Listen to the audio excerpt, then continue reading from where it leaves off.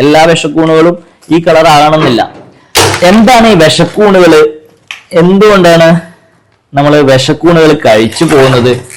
ഇതിനെപ്പറ്റി ശരിക്കും പറഞ്ഞ ഒരു അവയർനെസ് കുറവുണ്ട്. ഇപ്പൊ കൂൺകൃഷിയുടെ പരിശീലന ക്ലാസ്സുകളിലൊക്കെ നമ്മൾ ഒരുപാട് ഇതിനെപ്പറ്റി പറഞ്ഞു കൊടുക്കാറുണ്ട്. പക്ഷെ നോർമൽ ആൾക്കാരുടെ ഇടയിൽ ഈ വിഷക്കൂണുകളെ പറ്റി വലിയ ധാരണയില്ല. എങ്ങനെയാണ് വിഷക്കൂണുകളെ തിരിച്ചറിയാൻ പറ്റുക? ഏറ്റവും ചെറിയ കുറച്ച് കാര്യങ്ങൾ, നമുക്ക് നോർമലി മനസ്സിലാക്കാൻ പറ്റുന്ന കുറച്ച് കാര്യങ്ങൾ ഞാനിപ്പോ പറയാം. വിഷക്കൂണുകൾക്ക് എപ്പോഴും കടുത്ത നിറമായിരിക്കും. ഓറഞ്ച്, മഞ്ഞ, വയലറ്റ്, ചുവപ്പ് ഇങ്ങനെയുള്ള കടുത്ത നിറമായിരിക്കും വിഷക്കൂണുകൾക്ക് സാധാരണ ഉണ്ടാവുന്നത്. അതുകൂടാതെ വിഷക്കൂണാണെങ്കിൽ രൂക്ഷഗന്ധമായിരിക്കും.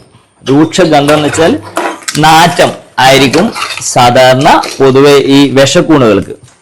അപ്പോ ഈ രണ്ട് കാര്യങ്ങൾ നമുക്ക് സിമ്പിൾ ആയിട്ട് നോക്കാൻ പറ്റുന്നതാണ്. ഒരു കൂണിന്റെ കളറ്, അതുപോലെ കൂണിന്റെ മണം. ഇതിന് പ്രത്യേകിച്ച് കൂടുതൽ എന്താ പറയുക വൈദഗ്ധ്യമൊന്നും ആവശ്യമില്ല. ഇത് നല്ല കളറാണോ നല്ല മണമാണോ എന്നുള്ളത് ഒന്നാമതേ ശ്രദ്ധിക്കണം. അപ്പൊ ഇതെല്ലാവർക്കും ചെയ്യാൻ പറ്റുന്ന കാര്യമാണ്. അപ്പൊ രൂക്ഷഗന്ധമുള്ളതും കടുത്ത നിറമുള്ളതും ഒരിക്കലും നിങ്ങൾ ഉപയോഗിക്കാൻ പാടില്ല. അത് വിഷക്കൂണുകളാവാനുള്ള ചാൻസ് ഉണ്ട്.